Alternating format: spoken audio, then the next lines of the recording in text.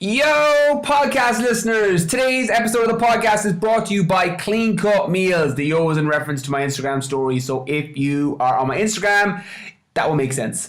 Clean Cut Meals offer a professional meal prep service and have various plans to suit your specific goals. They also change up their menus every week so you never get bored and can help you stay on track long term. If you've been listening to the podcast for a while, you know I'm a big fan of using nutritional strategies that fit into your lifestyle and schedule, that includes food that you enjoy and that are in alignment with your specific goals. So if you're short on time or you're just looking to get the time back from shopping, cooking, preparing and cleaning up after meals, then definitely go check the guys out.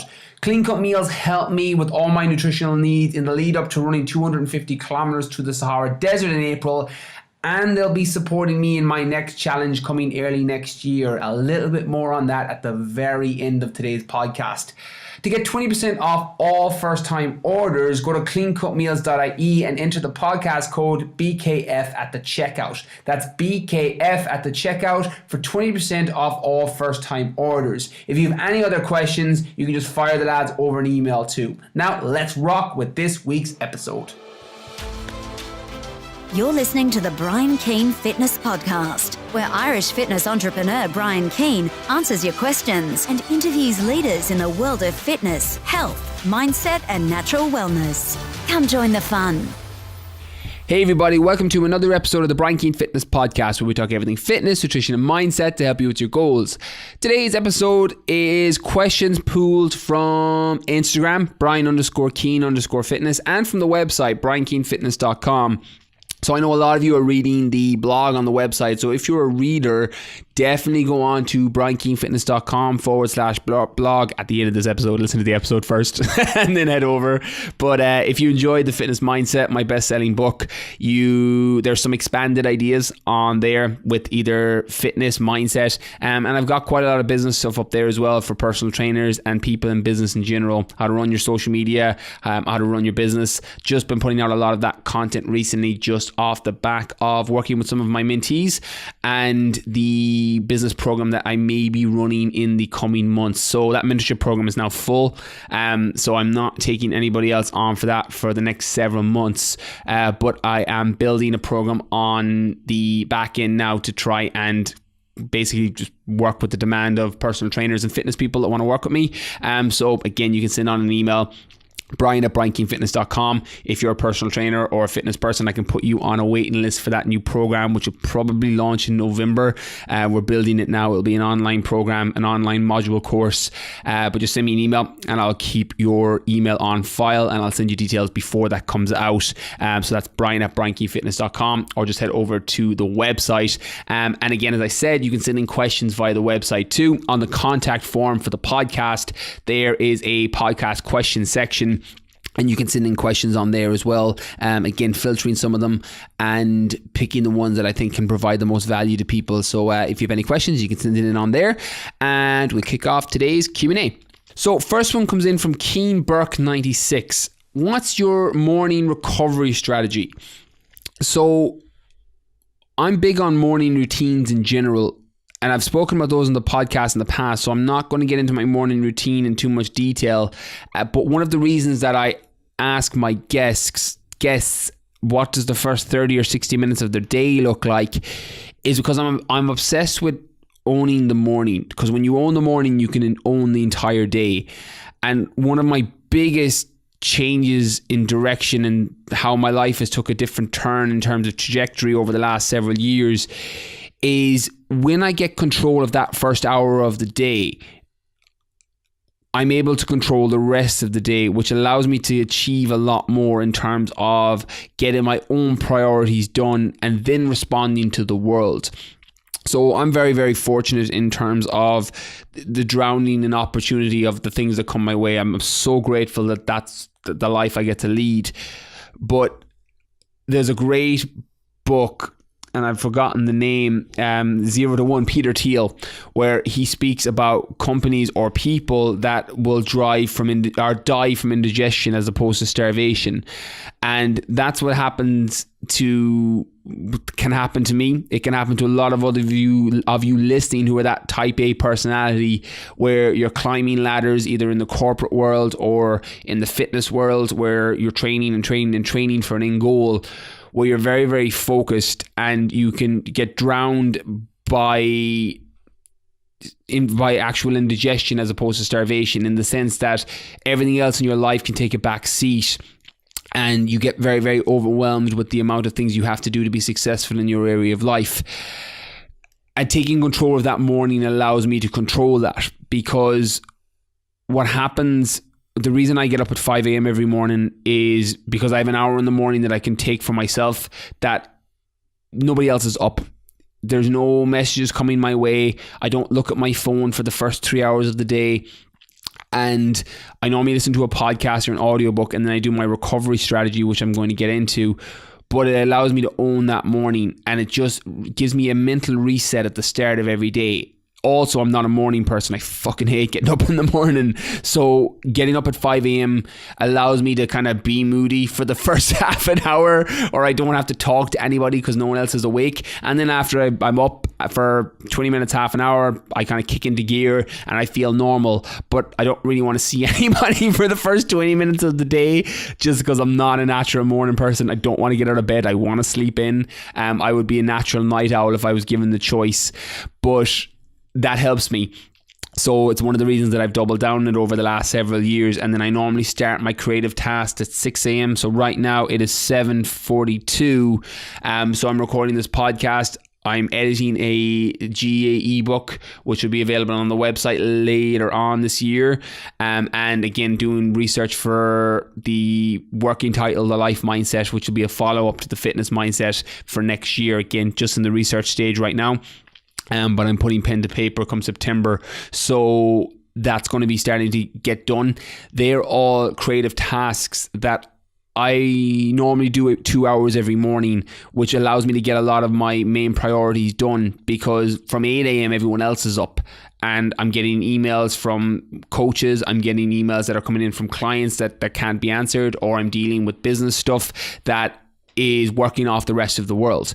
And that's kind of the secret to success in terms of getting your own things done. One of the biggest misconceptions I had, not even a misconception, one of the biggest stories that didn't support me that I used for years was the difference between being busy and being productive. Because in, say, 2016, I was so busy all the time. And now I was doing a lot of work. I was working 15, 16-hour days. I was doing a lot of work because I had no team. I had nobody doing anything with my videos. I had no coaches. I had nothing.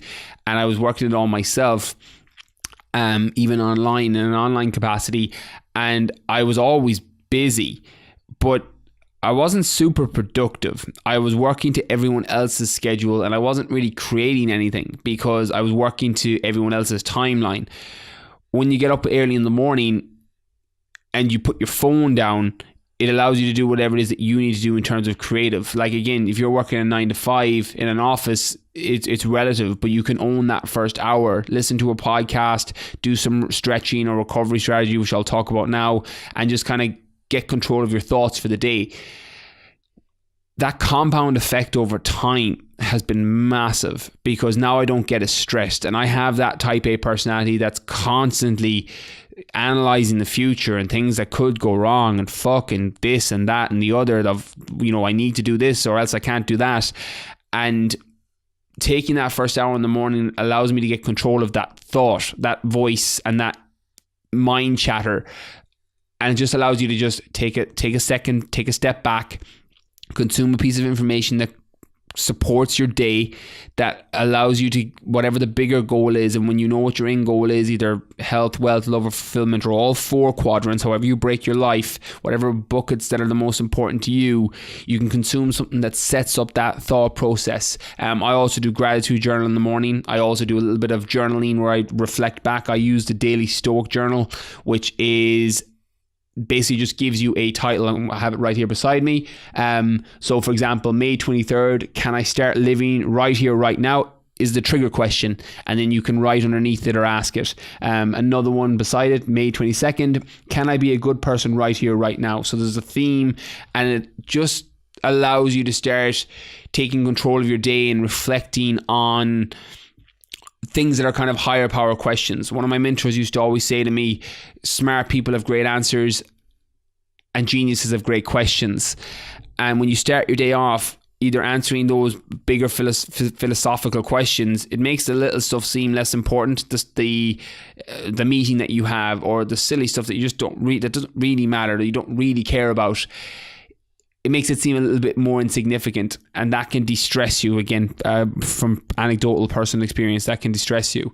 So that's what I do every morning. The reason I just wanted to frame that and prime that to give you an idea that owning your morning can massively de-stress your life. And I've spoken about it in the past on other podcasts, so I'm not going to flesh it out for 20 minutes here, but it just gives you control. That may be 15 minutes for you, that may be half an hour, that may be the full hour like I take. I take that 5 to 6 a.m. morning slot. Nothing goes into that except for getting up, taking my morning supplements, which I normally do. Normally, for example, this morning was some natural nootropics before the podcast, some photoacetylserine, some lion's mane, some omega-3 and a probiotic. I take the Udo's Choice probiotic. It's the only one that I can comfortably recommend to people that you take it. It's incredible. And then I use Paul Stamets mushroom lion's mane, natural nootropic, and then the photoacetylserine and the omega-3. I normally go with whatever is on the best value at the time on whatever website or shop I'm buying it from.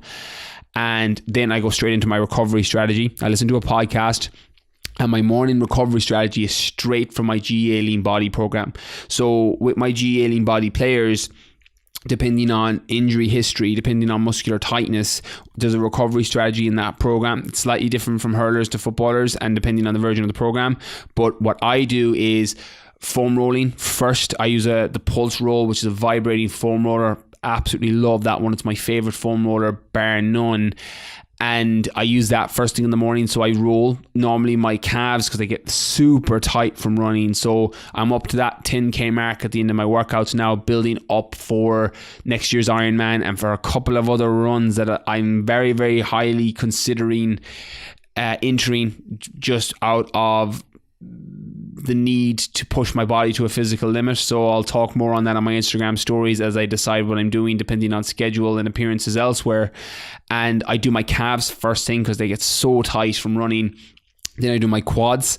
Then I do my lats, which get really, really tight from a lot of pull-ups. I do a lot of body weight stuff in the gym. My lats get really, really tight. So I use that foam roller. And the reason people may not get benefit from foam rolling is if you foam roll incorrectly and you're not using myofascial release the way it's supposed to be done, you're not going to get maximum benefit. The reason myofascial release works so well is because if there's tightness on a muscle and it's not able to get blood in between the muscle, if you're just rolling over it and going super quick, going over the entire muscle, it doesn't release anything. And myofascial release is releasing part of the muscle to improve the blood flow. So you want to find the points that are very, very tight where there's restrictions. You'll know there's restriction there because it's sore and tight when you put pressure on it. So when you're on a foam roller and rolling your quads or lats, for example, when you put it on a tender point or a trigger point where it's like, oh, I felt that, that's where you need to increase the blood flow in the muscle because that's where the tightness is. So find where that point is, and then minimal movements that are going up and down in an up and down rotational move or up and down movement pattern is what's going to create that myofascial release. That's what gives you the benefit. And I piggyback that with trigger point tension, which is for hamstrings. So I use a sliotar, but any round ball will do. I'll sit on a chair, I'll put it under my hamstrings, and then I press down as much tension as I could apply on the trigger points in my hamstrings to release everything there. The reason I do it is I get very, very muscularly tight because it's not something I looked after for a long period of my life. I was fucking stretching for pussies was my kind of thought process, ridiculous thought process, but it was my thought process. Or I was like, stretching's a waste of time. It's not a waste of time. It's something really, really good, and recovery is really, really important regardless of what it is you're trying to achieve. But it also improves your actual body composition. Because when you're in the gym, if you're trying to improve your mind-muscle connection, I spoke about in the fitness mindset in the training section about your mind-muscle connection, connecting your muscle to your mind or mind to your muscle, where you're able to feel the muscle you're working.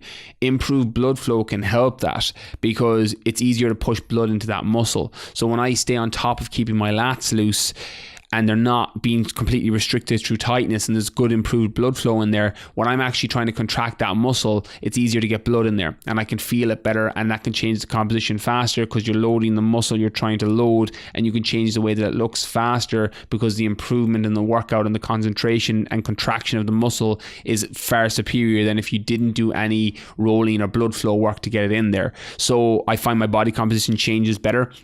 The reason I do it with my GA players is because as they're building up or as they're leaning down, depending on their goal, it's very important that they stay loose, because resistance training can tighten up your body. It potentially can. That's one of the old misconceptions in strength and conditioning, that weight training slows you down. And yeah, it can potentially slow you down, particularly if you're tearing fibers down and you're not doing any recovery work with it. That can all affect you negatively. So that's why I do it with those players. And then I normally do traps and chest to loosen everything else out. I'll do trigger points against a wall for lats and chest. And that's what I do every single morning, religiously, Monday to Friday, because it allows me to stay on top of my training. It allows me to double it over with a podcast or an audiobook that supports me. And it gives me that first hour of the day. So one of the things they always say you should do with habits is try and back it off of something else you already do. So for example, I was already getting up in the morning and listening to a podcast or listen to an audiobook. Sometimes I would sit down on the couch or sit in a chair, or I'd lie down and I'd listen to it. But I was falling back asleep a lot of the time, so I would have to sit up.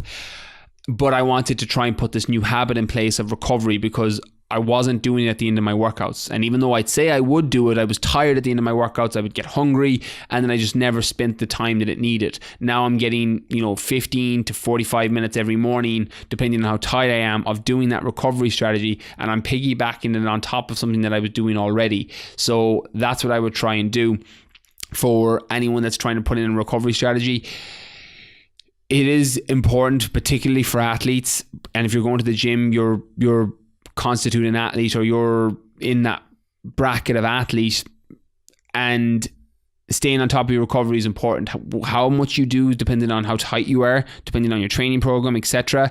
But doing it is important. Some people will do it once or twice a week and that's enough. Some need 7 times a week. Some will do it just at the end of their workouts. And when you do it is nearly irrelevant. For me, it's what works for me in my lifestyle and schedule. So that's when I do it. But again, experiment with it.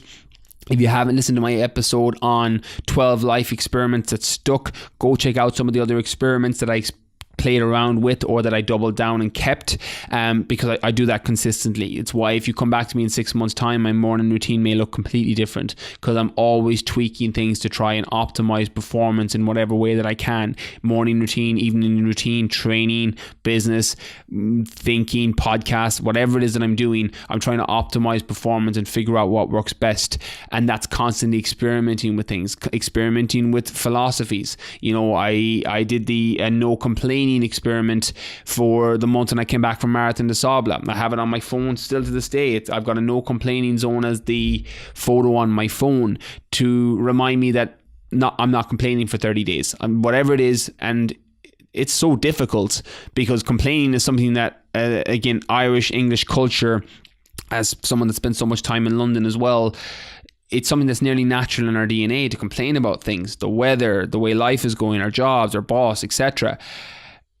Just try it for a week to not complain about things and see how differently you start to see the world and how hard it is for the first couple of days. And I'm not a negative person by nature, but I would still find myself automatically system one going to complain about something fucking stupid, like, oh, I'm out of almond milk, I'm gonna have to use water in my porridge, damn it, like height the first world problems. But I'd find myself complaining to my inner talk would be complaining about the situation. Try doing that for a month where you're like, oh, well, actually I get to have water, I get to have food, all these reframes that when you experiment with them, it shows how different everything else starts to show up in your life, and you start to view everything as an experiment. So that 12 life experiments episode, that's probably the main one, because I went through everything in there that I've kept over the last 2-3 years, and how I'm experimenting with certain other things going forward. I advise that for everybody. Look at your life as an experiment. Look at your life as, how can I improve in this area, either through diet or training or relationships or business or the way you see the world, your mindset. Experiment with things, experiment with podcasts, experiment with different strategies that you do each day. Tell me what you do every day and I'll tell you where you'll be in a year. If you're constantly experimenting and constantly making things optimized to perform the best that you can perform, supplements you use, nutritional strategies you have, you're going to get results faster when you start to double down on what works. The only way you'll find out is by tasting, and then the way that you get successful is by doubling down on the things that you tasted and that worked. And that all comes from experimenting. My morning recovery strategy was an experiment that stayed. So hopefully that helps Keane, and for anyone else that was curious about my first 60 minutes of the day. So next question comes in from Colleen Fitness. Could you do a podcast on slowly increasing calories or reverse diets? So I wanted to answer this one because I couldn't remember if I covered this on the podcast before. I think I may have done it some time back, but I think it was in the context of coming back off a photo shoot or a competition, if I'm not mistaken. So reverse dieting, for anyone unfamiliar with the term, is normally when you've gone into normally a calorie deficit where you're eating less calories than your body needs, normally when you're trying to lose body fat, and you start to slowly increase them back out because your goals have changed or your circumstance or lifestyles have changed. So for example, if you are 1800 calorie maintenance, where you need to eat 1800 calories to stay the same weight, for example, or body composition, you may be eating 14 or 1500 calories in that deficit. So to reverse diet, you may want to get back up to your 1700, or you may want to go up to 2000 because now you want to build some lean muscle tissue. And slowly increasing that is not that difficult to do, provided that you didn't make a mess of it in the first place. And the reason I say it that way is one of my biggest pet peeves in fitness is the fad diets, the juice diets, the bar diets, the ridiculous calorie restricted diets that people do, purely because it comes from thinking it's the silver bullet and a little bit of lack of knowledge and information and wisdom in the area. Because when you realize that if you go eat 500 calories for the next 2 months, 3 months, and then you try and go back up to your normal 2000 calories, you're going to have a really bad rebound. Not to mention the downregulation of certain hormones, your leptin and ghrelin in particular. They're your hunger and satiation hormones, the hormones that tell your body you're hungry or full, and they get downregulated in a massive calorie restricted diet. So provided that you didn't go ridiculously low with your calories. And just to give you context, I've been working in fitness for a long time now, in a one-to-one capacity and then in an online capacity for the last several years. And in all my years, and I've worked with overweight girls, overweight guys, I've worked with people in peak elite performances, top inter-county players, and I've worked with people who have been 5% body fat on stage for bodybuilding. I've never dropped anybody below 1,000 calories, ever. In my entire life, I've never dropped someone below 1,000 calories. So that gives you context to, if you drop down below 1,000 calories, you will lose weight and you'll lose body fat probably as well, depending on your starting point. But you lead yourself out to a host of other problems on the other side. And sometimes slowly increasing calories isn't enough to minimize the damage that's been done. I had a girl come through my BKF online program recently who was coming off the back of Slimming World. And she was on a very, very low calorie diet. She was below 1,000 calories and around that 800 or 900 calories. And she wanted to come through my program because she had stagnated there. And I told her before she signed up, and again, she's actually, thankfully now we've got her back on track. But before she signed up, I told her, look, you are going to get worse before you get better. You are 100% going to put on weight for the first few weeks, because she had hit a plateau, she had hit a stagnation point, and I was like, we're going to go from your 800 calories to, we ended up getting up to 1,600, but we gradually increased it up. And because of eating real food, because of eating fibrous food and carbohydrate food, complex carbohydrates, she was pulling in more water than the crappy food she'd been eating, and her weight went up. And it wasn't until week 5 and 6 that her body fat started to come back down, because everything gets down-regulated in that extreme calorie restricted phase where your ghrelin, your leptin, all down-regulated. So you're not hungry or full, and your body doesn't know when it's hungry or full. And then you get this cortisol rebound that can come from, oh my God, I'm getting worse, because you're now eating real food and the scale is going up. So if you're in that case where you want to slowly increase calories or reverse diet and you've gone really extreme, and you may have gone extreme with broccoli and chicken, you don't have to be with Slimming World or any other company that reduces down their calories very, very low, or a juicer bar equivalent. You may have done it with chicken and broccoli. That's still ridiculously calorie restricted if you're only eating 800 calories. That has been knowledgeable in the sense that you're probably going to get worse. That it's very important that you get a coach or a trainer or a nutritionist who understands what happens to your body when you put it into that extreme deficit for an extended period of time, and that you need to nearly retrain your digestive system and your physiology in general to consuming real food again in a normal intake of calories. So if you've done that, it's playing the long game and knowing you're taking one step back to take two steps forwards. If you're not just increasing from a diet where you haven't dropped your calories too low, but you've been clearly in a deficit, what I normally do, and this varies person to person, there's two strategies that I really, really like. One is where you ramp up the calories straight away and then you increase your training because of the spike you get from an increase in calories. So to flesh that out, if you've been at 1600 calories for a deficit and you ramp up to 2,500 calories or 2,300 calories, which is significantly above what you were eating, your energy levels are going to shoot up. And you can take advantage of that by increasing your training output. So either going on to a new program, doing a program that's of higher intensity, either through increase in weight or resistance you're creating, or things like circuits or giant sets, but an increase in intensity all the same. That can get you up, and then you don't get that negative rebound from increasing calories too fast, and then the digestive discomfort that can come from an increase in food, or the water retention that can come from an increase in food when your body's not used to, say, an increase of nearly 1,000 calories, 900 calories. If you go from 1,600 to 2,300, 2,500, that's a big increase if you're not changing up your training. I like that. I think that can work quite well for people. It's my personal preference. Even when I was competing and tracking calories, that was my personal preference. I used to like to ramp them, and then I used to increase my training as a result, and my training was always better, and I always got a super compensationary effect out the other side, that I would grow weak body parts faster, or perceived grow them faster, because of the amount of blood flow and the amount of pump and the amount of resistance I could create and the improvement in training output because of my increase in calories. So that was my personal preference. The alternative and more traditional is a gradual increase week on week. So if your starting point is 1,600 calories and you want to get up to 2,300 calories, I would probably do that over a 10-week period, where every week you increase it by 100 calories. So week 1, you're 1,600, week 2, you're 1,700, week 3, you're 1,800, week 4, you're 1,900, and you keep going up until you hit your target calorie intake.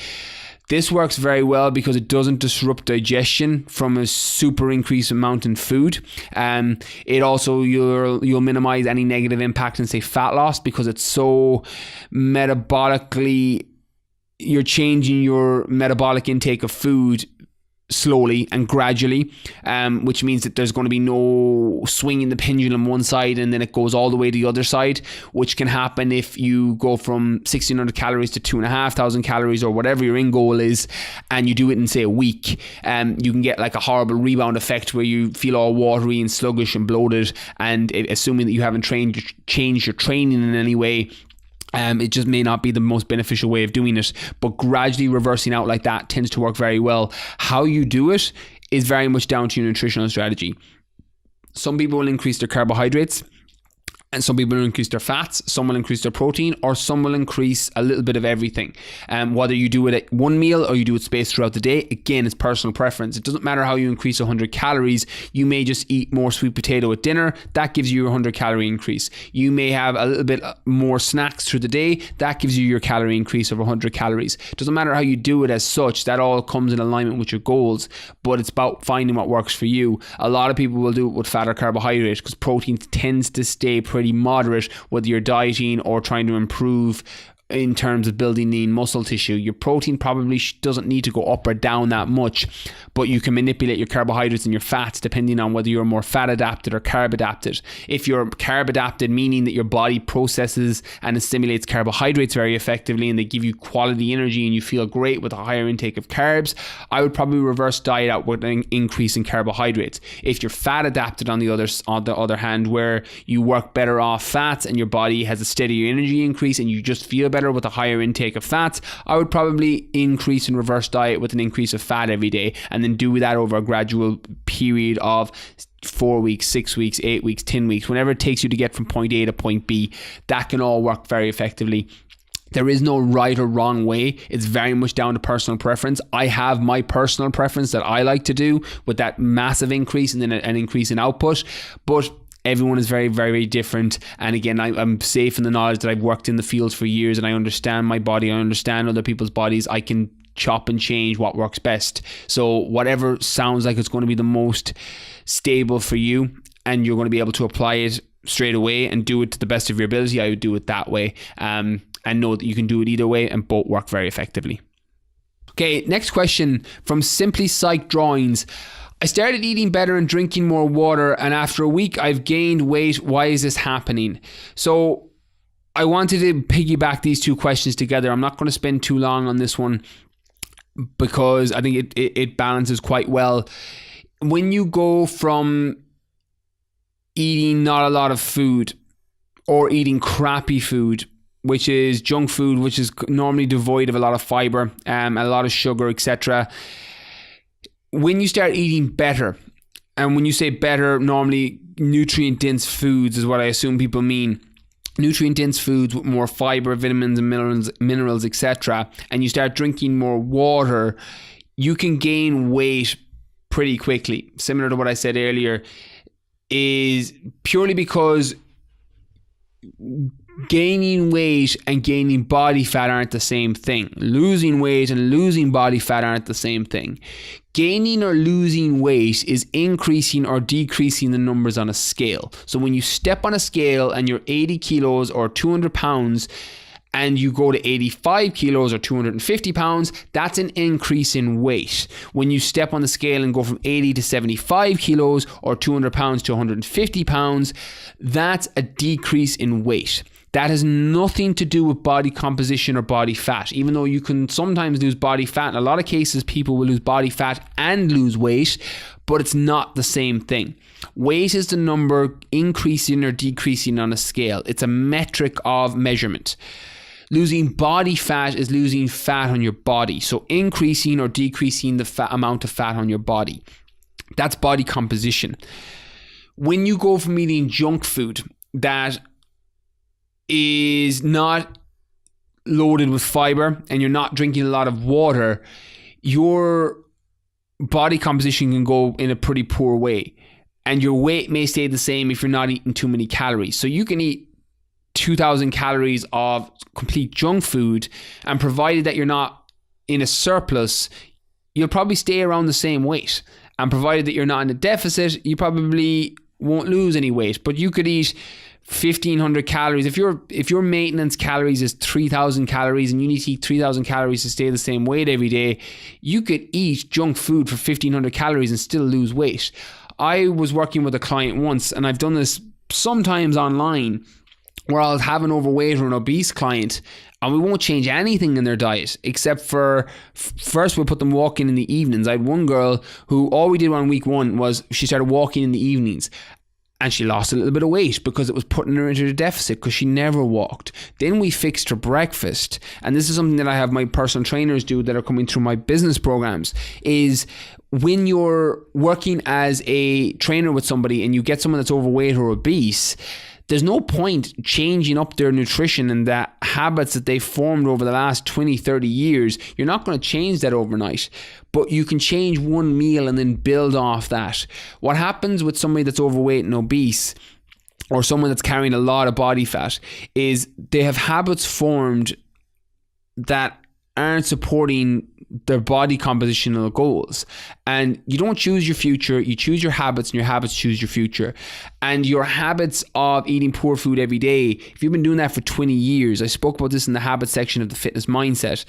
When you're doing something over a long period of time, it's like roots of a tree. If you've only been doing it for a week or two, it's like planting a seed. You can dig it up pretty quickly. Whereas if it's been growing for 20 years, it turns into a mighty oak tree. That's significantly harder to uproot out of the ground. Your habits are the same. And if you have someone that's been eating poor food, or you've been eating poor food for a long period of time, you're not going to change that overnight. And the analogy I used in the fitness mindset was, if you've been eating poor food all your life, or you've been overweight all your life, you're not going to lose that weight in 6 weeks. It's like if I came to you and said, I want to be fluent in Spanish in 2 weeks' time. You'd be like, it's probably not possible.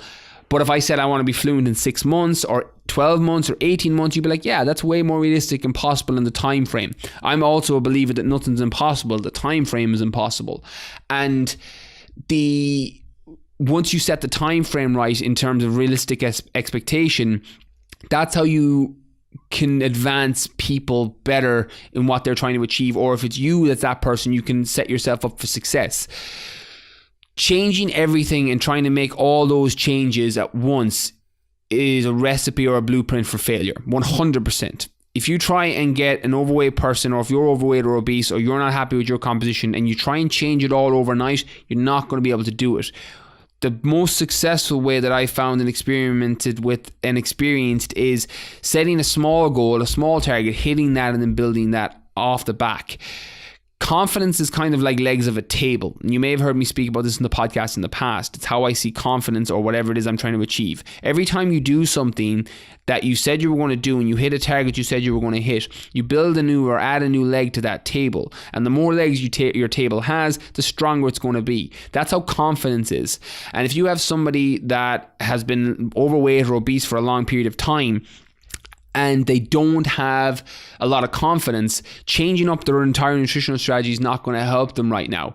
But building and changing up their breakfast, or as I did in the case of the girl walking around the block, we used that for week 1. Week 2, then we fixed her breakfast and then left everything else. I was like, look, you can eat your Maltesers and you can eat your Dominoes in the evening, but I want you to eat your protein pancakes or your porridge or whatever it was that we decided she was going to eat in each morning for your breakfast. And then the following week or 2 weeks later, we changed it and got her lunch right, and then we got her dinner.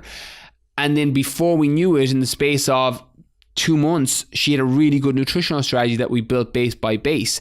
There was a great story in the interview that I had with James Swanwick, who was a celebrity interviewer when he was interviewing Will Smith. And he spoke about when Will Smith and his brother were younger, his father knocked a wall outside the back of their business and got him and Will Smith and his brother to build it back up. And he said that when you're building a wall, you don't focus on building the biggest, baddest wall in the world. You focus on laying a brick as perfectly as that brick can be laid. And that's how building confidence is. It's getting one thing that you get right and then building off the back of that and doing that consistently over time. And the reason I share that is the reframing of knowing the difference between gaining weight and gaining body fat, in combination with the fact that you may go backwards initially for that reason, and then knowing that doing the right things gradually, what you're doing right now, eating better, drinking a bit more water, and not getting caught up in using the weight as the vanity metric or the metric for success, the scale metric for success, in terms of I need to lose weight or gain weight and then I'll be successful, or then I'll be, I'll have the body I want. When you reframe that as I need to lose body fat and I need to change the way that I look, and you realize that what you do every day is what's going to set that up, and setting up the small wins of, yes, I'll eat right today, I'll drink more water today, and after a week you do that for the following week, and you constantly build on that. That's what's going to help you long term.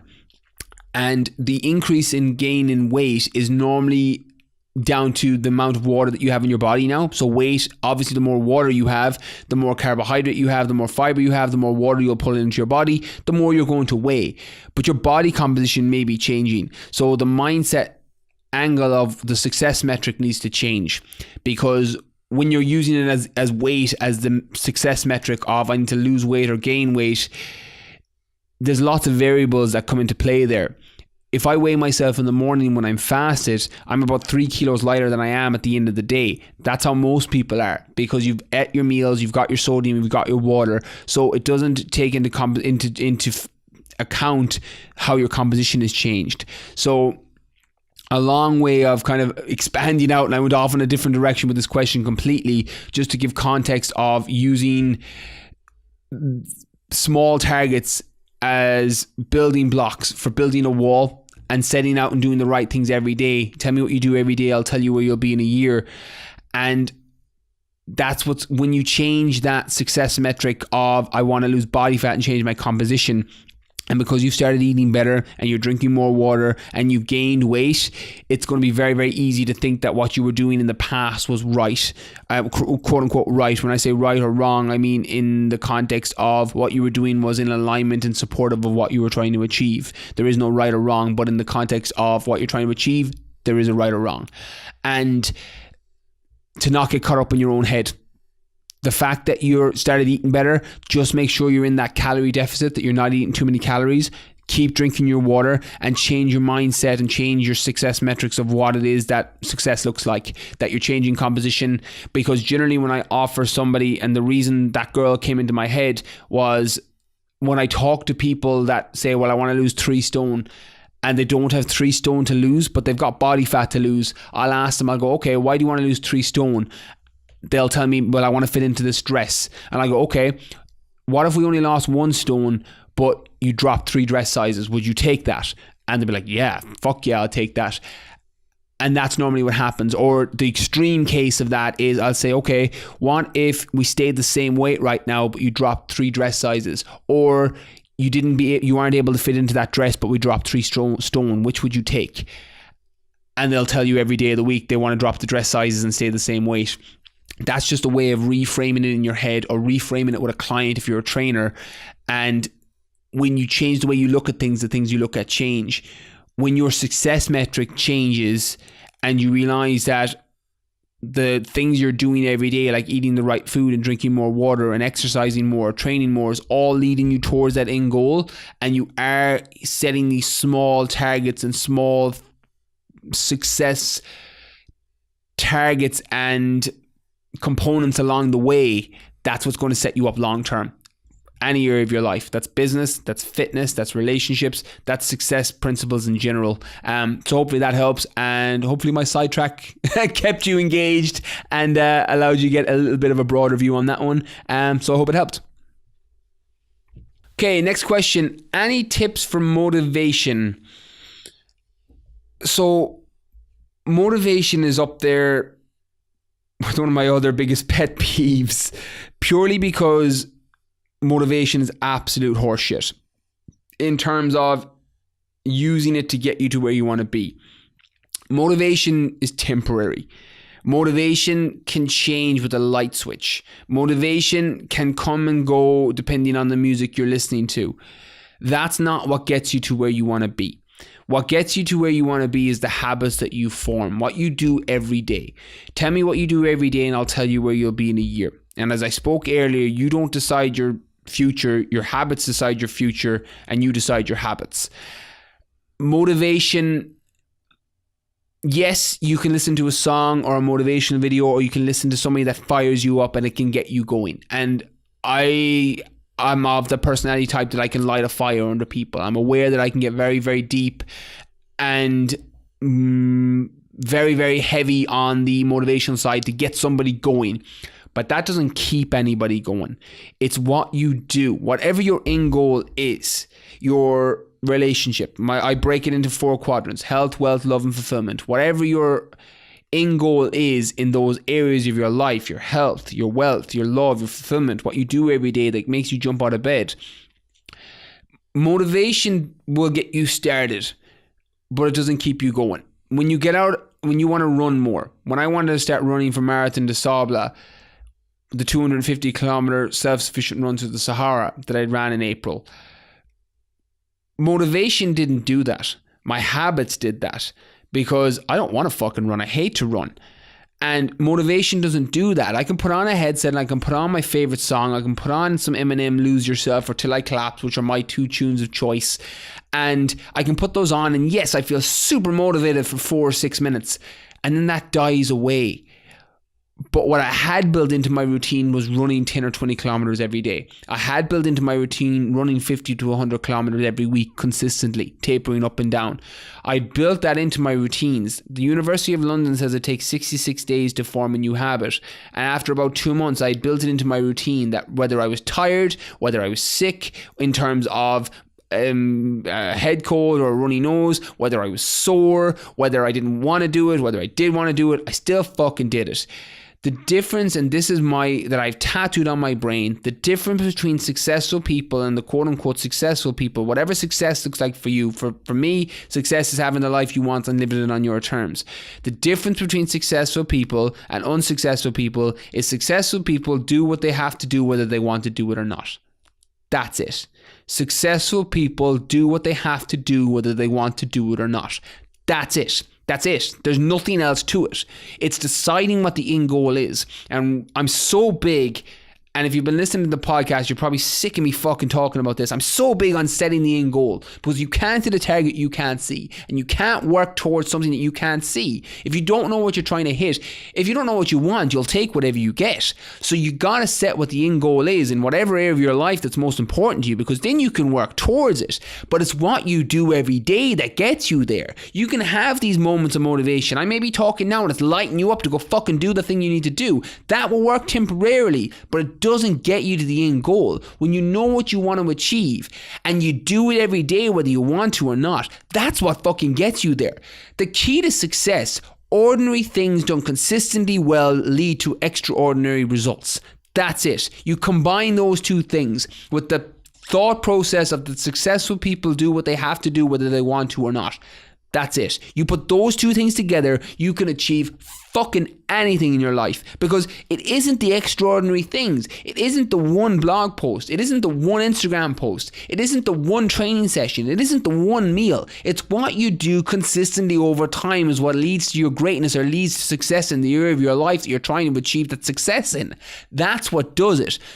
Ordinary things done consistently well lead to extraordinary results. Hammer that into your brain, because it's not a secret. There is no silver bullet. There is no magic pill. You don't have to fucking do extraordinary things. You just have to do the ordinary things regularly and consistently well over time. You want to be in amazing shape? Do the things consistently well over time. When you eat the right meals, that you know you're not eating fucking McDonald's 3 times a week, or you're eating McDonald's 3 times a day, and you know that you're doing workouts that are in alignment with your goal, and you're doing that consistently over time, and then you're fucking patient, that's what's going to give you the success. Getting in shape, and I'll use that as the example.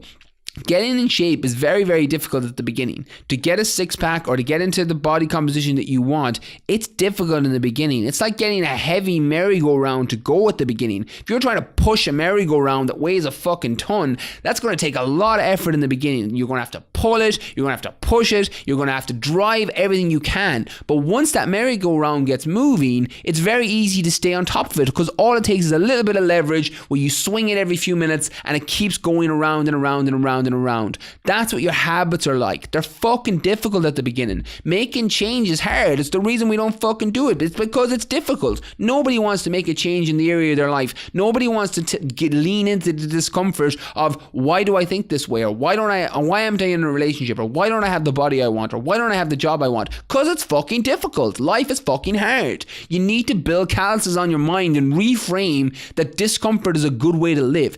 Live your life in a state of perpetual discomfort, and you'll have all the things that you want. If you do what is easy, your life will be hard, and if you do what is hard, your life will be easy. That's making a consistent choice every day to lean into discomfort, making a consistent choice every day to choose suffering and know that it's going to help you in some way, shape or form.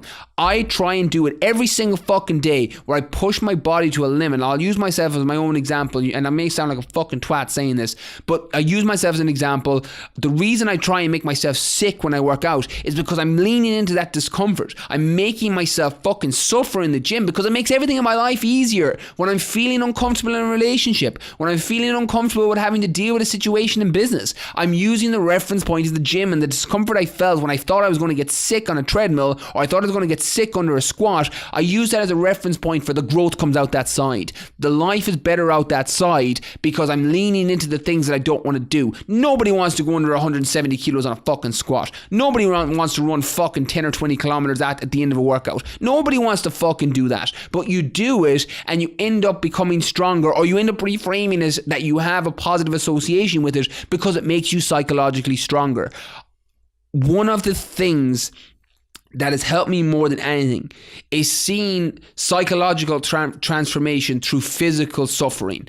That's why I ran Marathon des Sables. It's why I fucking run now. It's why I do these things. I've dealt with mental health in the past. I've dealt with fucking depression. I've dealt with anxiety. I've dealt with comparison. I've dealt with all these fucking things that made me miserable every day when I got out of bed and made me question my fucking existence on this planet. I chose to fucking own that. I chose to own that. I chose to control it, and I chose to fucking change it. Psychological transformation through physical suffering.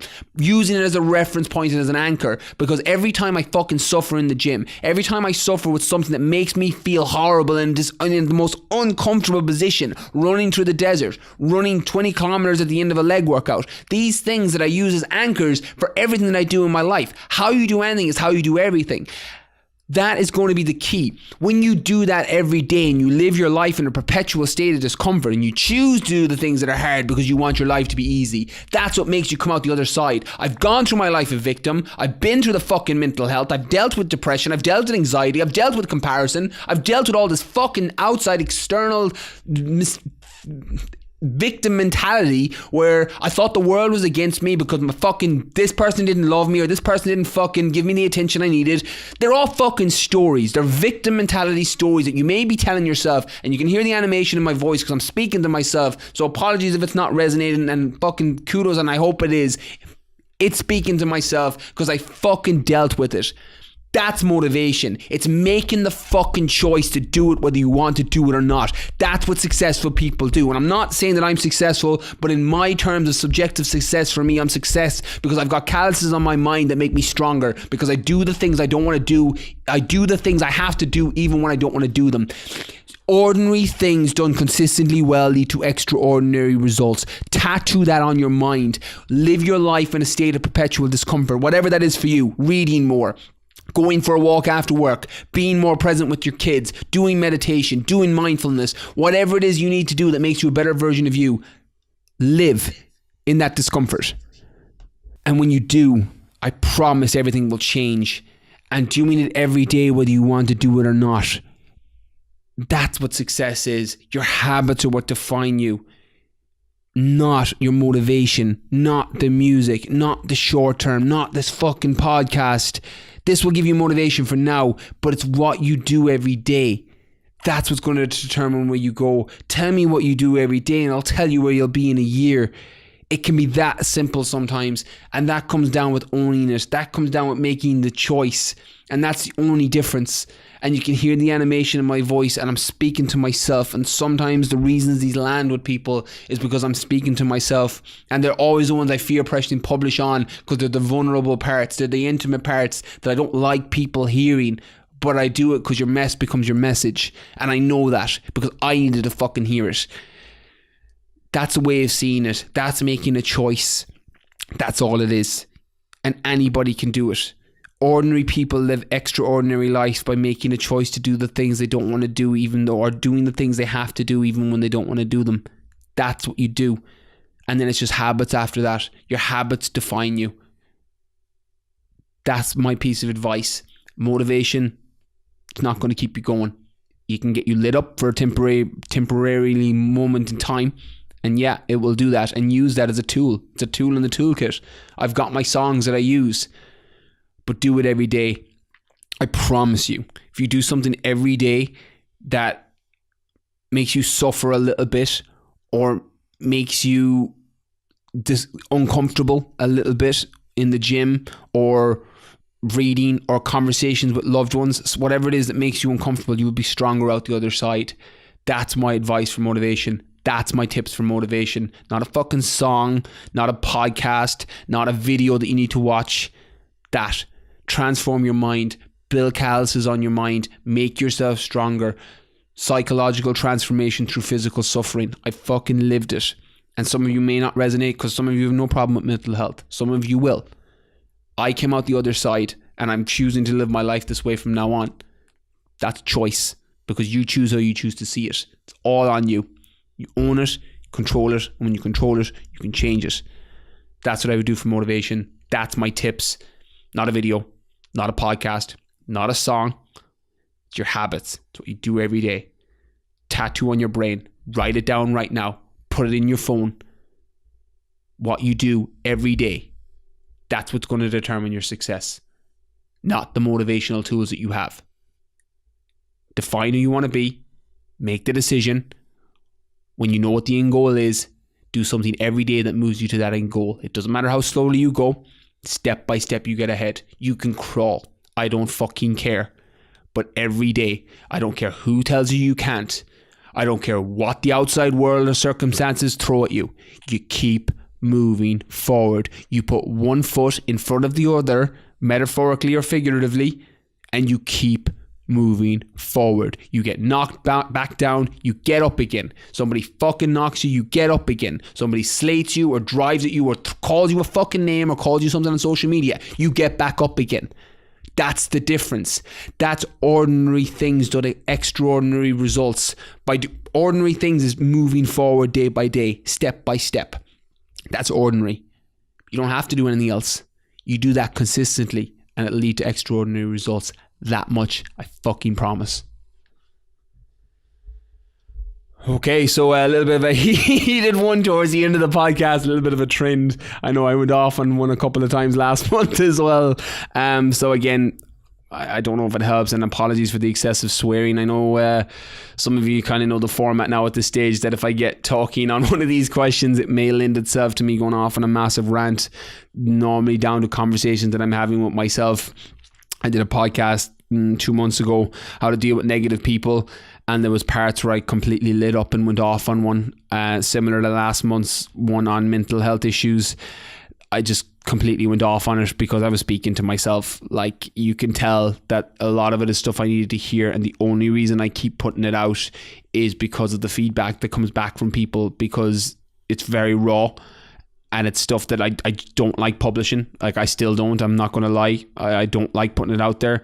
It's stuff that makes me very, very vulnerable and intimate, and you question it. But it's the reason that I know that it needs to go out, because the person that needs to hear it, for the 10,000 people that download, the 9,999 may not land, but one person will change their life. So I put it that way because I know that had I heard it when I was 23, 24, 26, 27 for some cases, it would have helped. So I wanted to push it out for that reason. So that's the end of today's episode. So I hope you enjoyed it. If you haven't left a review on iTunes, please leave a review on iTunes. If you don't, I will never talk to you forever, ever, and I'll never be your friend ever. That's not true. I'll totally be your friend, but I'll be more of your friend if you leave a review on iTunes or tag me in your stories on Instagram. That literally makes my Monday and Fridays when I see it tagged across. So if it's on your stories, be sure to tag me if you're listening. And a massive thank you again for listening. Catch you all next week.